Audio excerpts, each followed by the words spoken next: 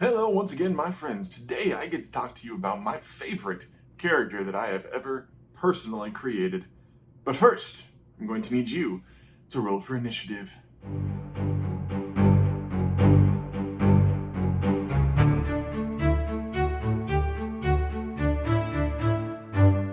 Allow me the pleasure to introduce to you my favorite character, Jonas Artemis Arthurian. Originally created to run through the Sunless Citadel module, Jonas started off his adventures as a level 3 rogue half-elf. There will be very minor spoilers for Sunless Citadel, so if you play 3rd edition and plan on running that module, or if you're going to run the 5th edition conversion that's in Tales of the Yawning Portal, heads up. By the end of our very first session, Jonas had made friends with the tiefling warlock in our party, Caius Vane. Now that's a warlock name if I ever heard one. While killing a band of hobgoblins, they threw Jonas into a nearby well that was about 30 feet deep.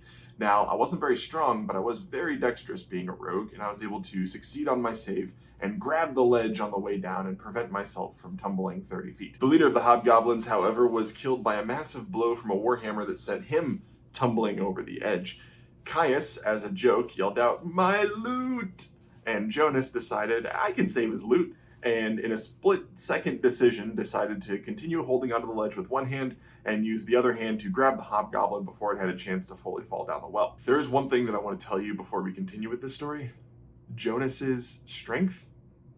Yeah, it's a 6. The DM made me roll for it, I failed, and I sailed the hobgoblin's body all the way down to the bottom of the well, where I took 3d6 bludgeoning damage. And that's the story of the first time that Jonas fell to 0 hit points, but it doesn't stop there, not even in that session. They feed me a healing potion, and Jonas wakes up, a little uneasy about his brush with death, and his ankle is injured from the fall, and I'm going to have disadvantage on a few different types of checks for the next few days. Moving on, Jonas goes down yet again in another battle. This one, I hadn't had a chance to fully heal up with either a spell or a healing potion of some kind, so it didn't take much, but Jonas was again brought back with the healing potion, albeit a little bit more uneasy about his second brush with death in half an hour. This encounter was with a nasty troll or an ogre, I can't quite remember, but there is one important part here, and that is that this creature had a small cache of items hidden in the wall, and Jonas, being the roguish character, is the one who found them. And he found a potion. I wasn't able to identify what it was, and that's when Caius decided to use one of his little warlock illusions and etch the words "Potion of Leg Healing" onto the bottle.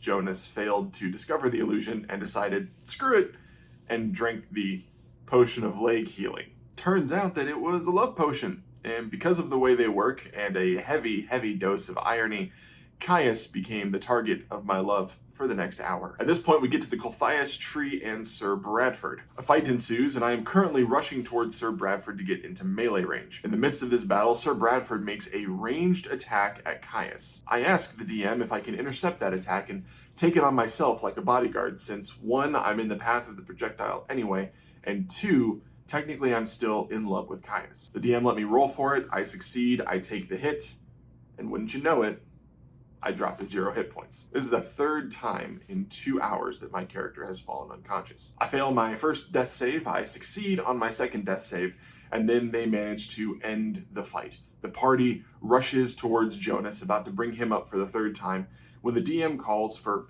one final death save, as a few more seconds have passed, and it technically would have been another round. Everyone watches, I roll my d20, natural 1. Automatic failure, 2 death saves.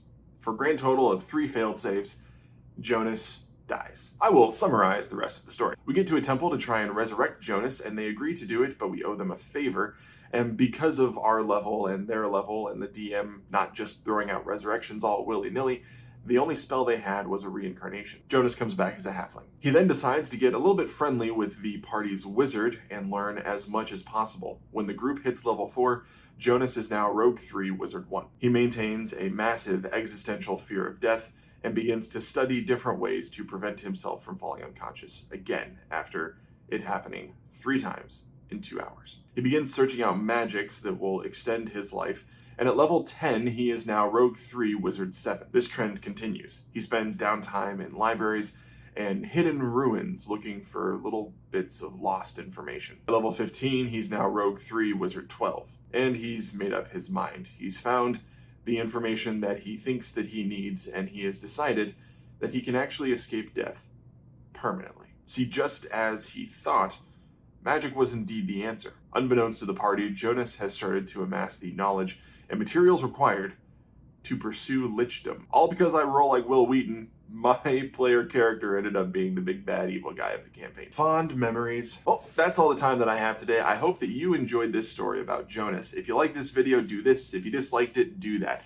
Either way, leave a comment down below and tell me about your favorite character that you've ever played in a campaign. As always, my name's John. I've been your RPG pastor, and I will see you tomorrow.